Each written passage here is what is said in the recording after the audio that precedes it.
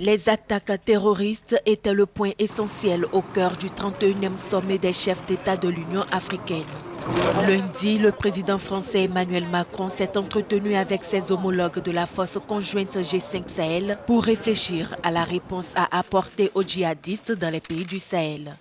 Il a réaffirmé l'engagement de la France à soutenir la force dans la lutte contre le terrorisme.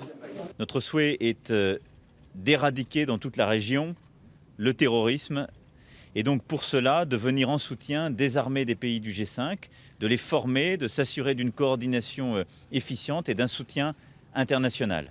Notre détermination est entière et qu'il s'agisse des forces Barkhane ou des forces conjointes du G5 Sahel, de l'engagement aussi de la communauté internationale dans la MINUSMA, nous poursuivrons ce travail. Ces entretiens ont eu lieu après plusieurs attaques meurtrières qui ont de nouveau frappé le Mali et le Niger depuis vendredi, faisant 25 victimes. Pour la force conjointe G5 Sahel, le combat contre le terrorisme en Afrique est à mener sur deux fronts.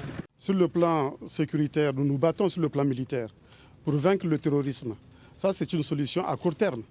Mais à long terme, la solution, c'est le développement économique et social, parce que c'est sur le terreau de la pauvreté que se développe, que naît le terrorisme. Donc nous allons examiner la lutte contre le terrorisme sous ces deux aspects, aspect sécuritaire et aspect développement. Au terme de la rencontre des chefs d'État, un calendrier opérationnel a été mis en place selon le président tchadien Idriss Déby Itno pour passer à l'offensive dans les prochains mois.